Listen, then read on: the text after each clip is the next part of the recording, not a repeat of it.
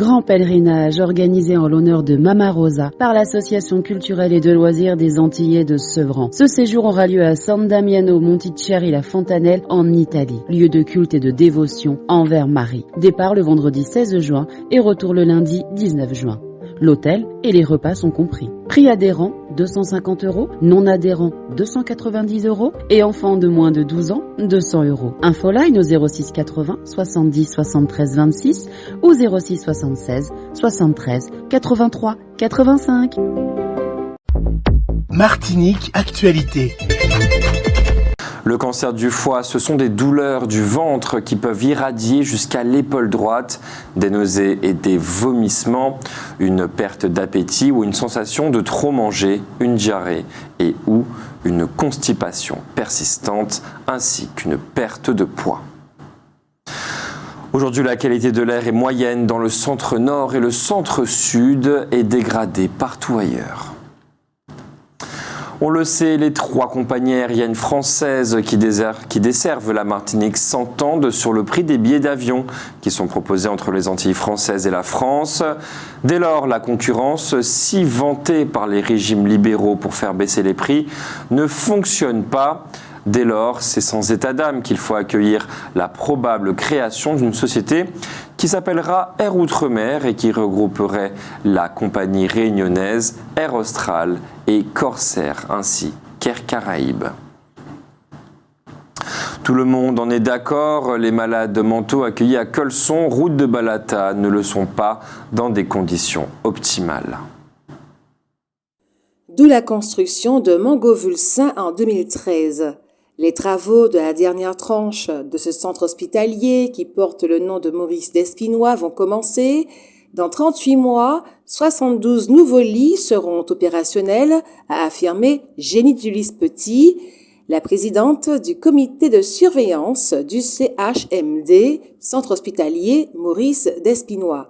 C'était à l'occasion de la pose de la première pierre qui s'est effectuée vendredi dernier en présence notamment de Lucien Salibert, le président de la collectivité territoriale de Martinique. Étaient également présents Béatrice Denis, chef de projet, Anne Brouillant-Bisson, directrice de la RS, Juliette Napol, directrice du CHMD, Virginie Mian, adjointe à l'action sanitaire et sociale de la ville du Lamentin, et les docteurs Rémi Slama et David Dinal, ce dernier étant président de la commission santé de la collectivité territoriale de Martinique. Notons que le psychiatre et psychanalyste Maurice Despinois s'est intéressé à la Martinique grâce à Frantz Fanon qui a été son élève en France. C'est lui qui a ouvert l'hôpital de Colson en 1953. Le 30 octobre 2014, cet hôpital Colson est dénommé Centre hospitalier Maurice Despinois, un an donc après son décès, intervenu le 9 décembre 2013. Il avait 92 ans.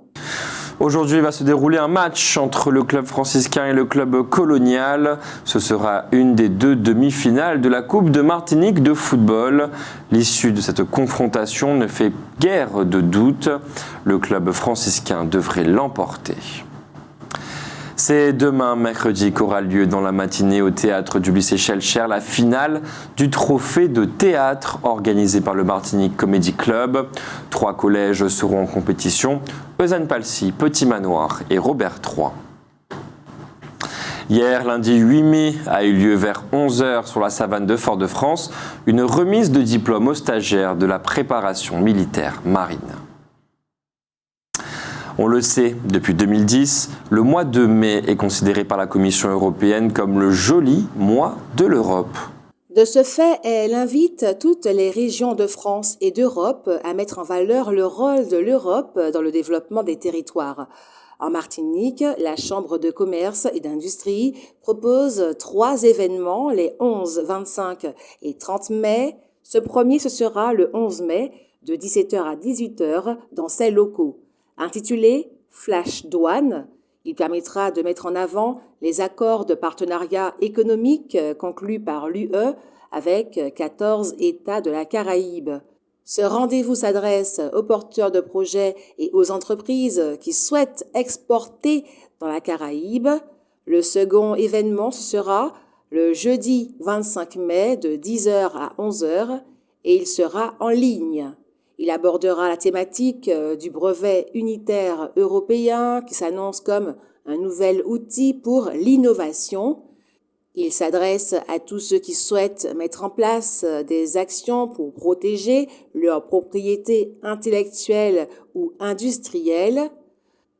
Le troisième événement sera également en ligne le 30 mai de 9h à 11h.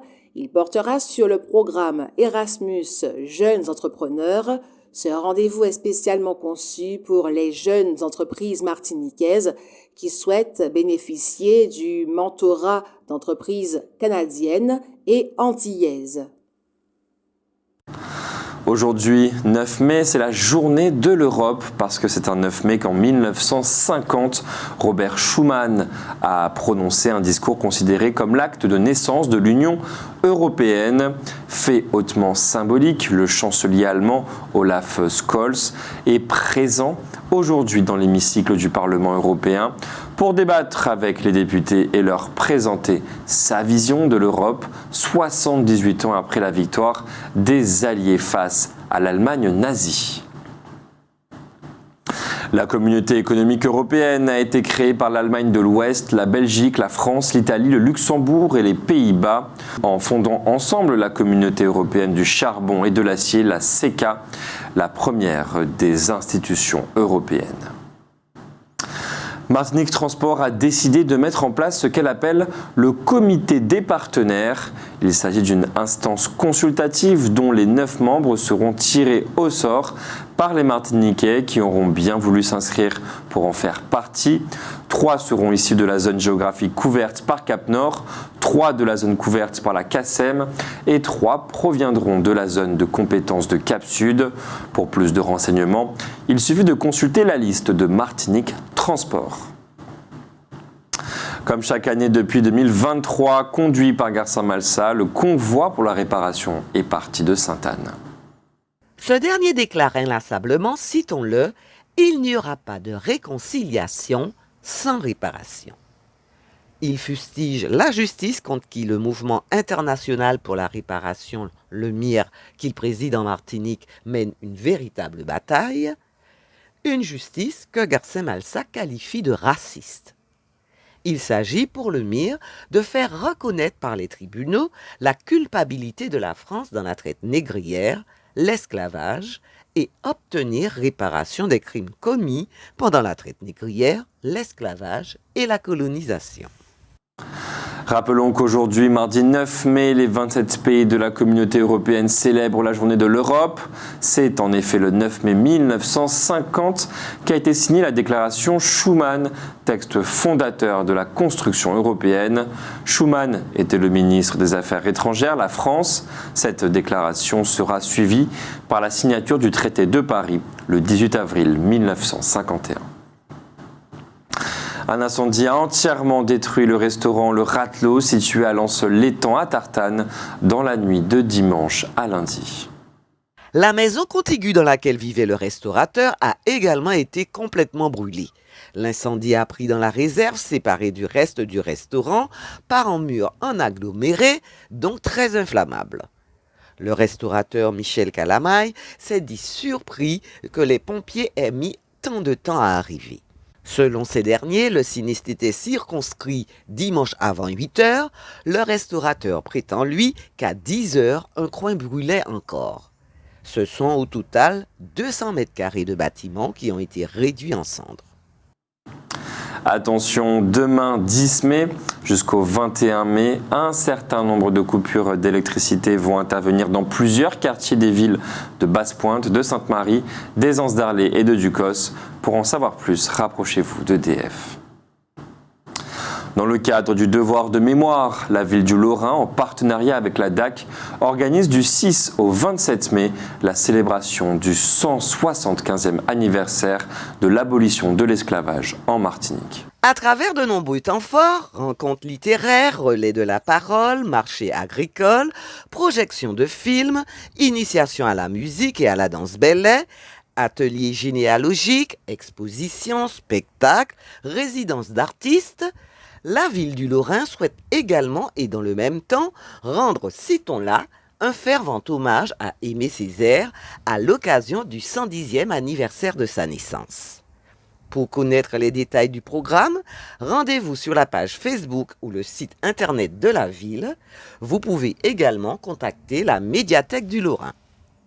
C'est le 8 mai 1945 qu'a été signé l'armistice qui entérinait la défaite de l'Allemagne contre les Alliés. Depuis, ce jour est commémoré chaque année en France et chez nous aussi. Il l'a été une fois de plus sur la savane de Fort-de-France, comme à l'accoutumée, dépôt de gerbes, remise de médailles, mais également présence de collégiens scolarisés au collège Fernand Donatien, Périnon et Paulette Nardal. Sous l'autorité de Marie-Ange Ravin, vice-présidente de la commission culture, art et patrimoine de la collectivité territoriale de Martinique, l'ACTM s'est donné pour mission d'aider à la réalisation d'une prestation musicale une fois par mois. Chaque mois, une commune différente est choisie. Ce programme s'appelle « C'est à nous-mêmes ». À Saint-Joseph, c'est un spectacle Chouvalbois entre passion et combat, réalisé par Anne Casales et Jean-Pierre Hautecoeur, avec au centre le manège traditionnel des époux Germanie qui avait été programmé. L'ensemble a été agrémenté de la présence de Dédé Saint-Prix et de ses musiciens. Le nombreux public présent dit avoir passé une fort agréable soirée. Les hindous de Martinique ont décidé de fêter cette année les 170 ans de leur arrivée en Martinique. Ils semblent considérer cela comme un événement heureux. Voilà qui devrait contrarier ceux qui pensent que la colonisation n'a pas eu d'effet positif. La collectivité territoriale de Martinique lance des rendez-vous du mardi d'un nouveau genre. En effet, un nouveau rendez-vous est donné en direction des personnes âgées et en situation de handicap. Ce sera en Timomant-Bocaille, jeudi le 11 mai de 9h à 13h au Millénium du Morne Rouge. Au programme, animation musicale, karaoké et présentation des différentes prestations proposées par la collectivité en matière d'accompagnement des seniors et des personnes en situation de handicap. Cette opération a pour objectif d'offrir au public visé un moment d'information et des animations au plus près de chez lui. Avec la collaboration de la ville du Morne Rouge, la collectivité initie cette série de rencontres dans le cadre donc de la programmation des Rendez-vous du mardi. D'autres rencontres du même type seront programmées dans différentes communes. Depuis jeudi dernier, la cathédrale de Saint-Pierre, Notre-Dame de l'Assomption, dispose d'une 4e cloche. Elle pèse 340 kg et va teinter en la dièse. Comme l'exige la tradition, cette cloche a 2 marraines, Monique Suvélor et Liliane Monerville de Pierrettine. La délégation sénatoriale aux entreprises et la délégation sénatoriale aux Outre-mer organisent jeudi, le 11 mai à 9h, une table ronde sur l'état des lieux des difficultés rencontrées par les entreprises et les diplômés dans les territoires d'Outre-mer. Vont y participer notamment la FEDOM, le MEDEF, le groupe Bernard Ayotte, Clinique Future, Mayotte InTech. C'est dans un grand carbet du parc Aimé Césaire plein à craquer que Tabou Combo a donné 2 concerts vendredi et samedi dernier. Les anciens ont ainsi intronisé ceux qui leur succéderont, les musiciens qu'ils ont formés et qui prendront leur place. C'est une initiative magnifique que le groupe Cassav n'a pas eue. Le samedi 6 mai à 10h, dans la salle du conseil municipal, le maire de la ville du Lamentin et la cyberbase municipale d'Acajou, en partenariat avec France Service du centre-ville, ont remis à 6 familles nécessiteuses et 36 associations lamantinoises du matériel informatique reconditionné. C'est l'aboutissement d'un long et vertueux processus. En effet, comme d'autres collectivités et entreprises martiniquaises, la ville du Lamentin renouvelle régulièrement le matériel informatique des services municipaux, cyberbases, écoles et satellites. Lors du dernier renouvellement, il est apparu que, même obsolètes, certains composants, processeurs, disques durs, des unités centrales ou certains accessoires étaient toujours en état de fonctionnement. Le réseau Cyberbase a donc mis en place un programme en 4 étapes: récupération de la totalité du matériel informatique des services municipaux devant être mis au rebut, formation de jeunes recrutés à la maintenance et au reconditionnement informatique, reconditionnement de ce matériel informatique par des jeunes du dispositif PEC, Parcours Emploi Compétences, et donc distribution du matériel informatique reconditionné aux associations de la ville et ou aux personnes nécessiteuses. Outremernews.fr, le site de l'actualité Outre-mer, 24 heures sur 24 et 7 jours sur 7. Retrouvez la chaîne Outremer News sur YouTube.